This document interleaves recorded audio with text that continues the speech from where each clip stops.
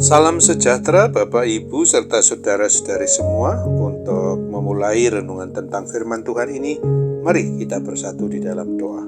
Tuhan Allah Bapa di surga yang melebihi segala akal, hati, dan pikiran kami umat manusia, berfirmanlah kepada kami, sebab kami bersedia untuk mendengar, dan atas pertolongan Roh Kudus, mampukan kami, supaya boleh melaksanakan firman-Mu itu dalam hidup kami sehari-hari. Dalam nama Tuhan Yesus kami berdoa dan bersyukur kepadamu. Amin.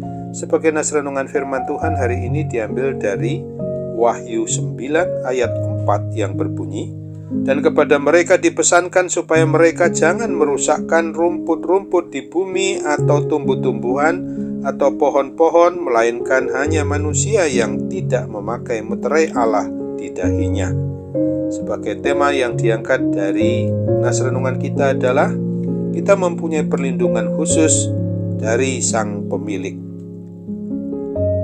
Tahukah kita bahwa hidup umat yang percaya, yang beriman kepada Kristus ini mempunyai perlindungan melebihi bentuk perlindungan apapun?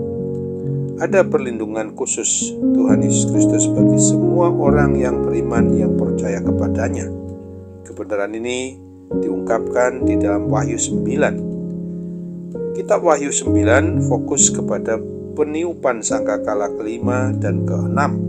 Ketika sangkakala kelima ditiup oleh malaikat, Rasul Yohanes melihat satu bintang jatuh dari langit, dan malaikat tersebut diberikan anak kunci lubang jarum maut, lubang jurang maut.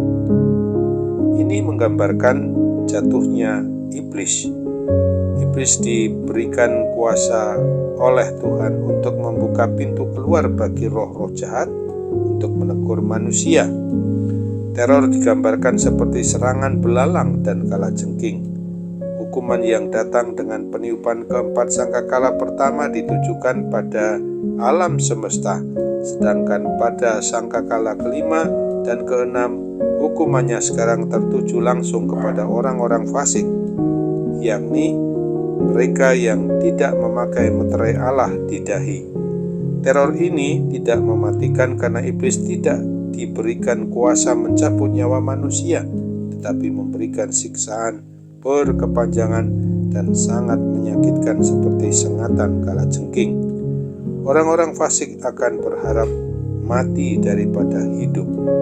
Jelas teror ini tidak datang dari belalang dan kalajengking biasa, karena belalangnya seperti kuda perang yang bermuka manusia, berambut perempuan, bergigi singa, dan berekor kalajengking.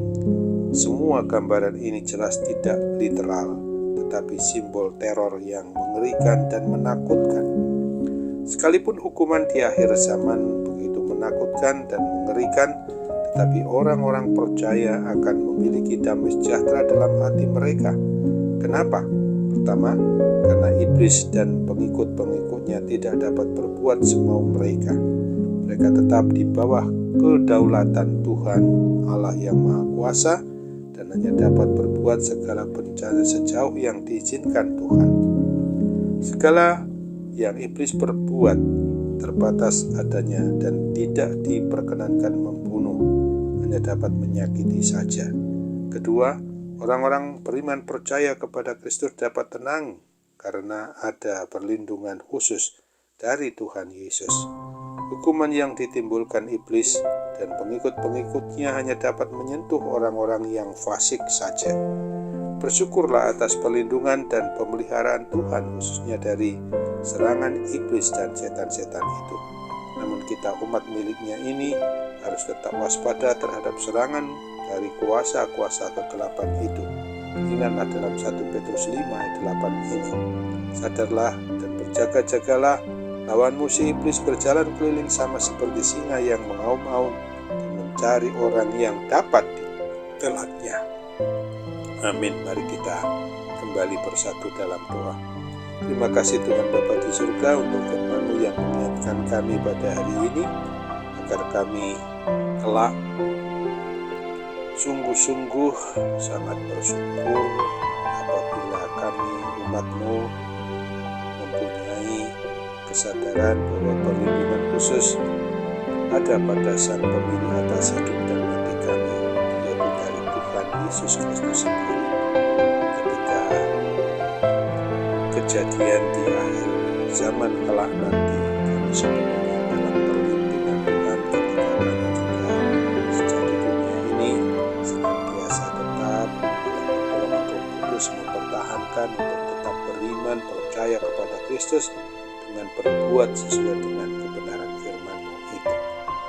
Bapa yang Maha Baik, kami hendak serahkan juga seluruh aktivitas kehidupan kami sehari-hari untuk senantiasa boleh berkenan di hati Tuhan. Ketika saat ini kami memiliki pergumulan yang tidak indah, yang sangat mengganggu kehidupan kami, akibat gangguan kesehatan jasmani kami, terutama juga kerohanian hidup kami, Bapa. Tolong supaya kami mampu untuk senantiasa berserah kepada-Mu dan mengandalkan mujizat kesembuhan hanya bisa terjadi menurut apa yang menjadi kedaulatan dari kuasa penyembuhan-Mu itu sendiri, karena para medis maupun dokter atau obat yang digunakan semuanya itu adalah untuk sarana maupun alat belaka. Kami harus sadar betul supaya kami jangan pernah melakukan segala sesuatu itu hanya untuk mengandalkan kuasa lain atau mengandalkan diri kami sendiri, karena kami tahu bahwa semua dalam kekuasaan Tuhan yang tak terbatas. Kami percaya bahwa Tuhan tidak pernah meninggalkan kami, Kau selalu memperhatikan kami, Kau selalu melindungi kami dari segala hal yang jahat itu. Kami percaya bahwa dengan perlindungan Tuhan, kami juga boleh dimampukan untuk bertahan mengatasi segala godaan, terutama dari kuasa-kuasa kegelapan itu. Sambutlah doa kami dan sempurnakan Bapa, karena kami bermohon dalam nama Tuhan Yesus. Amin.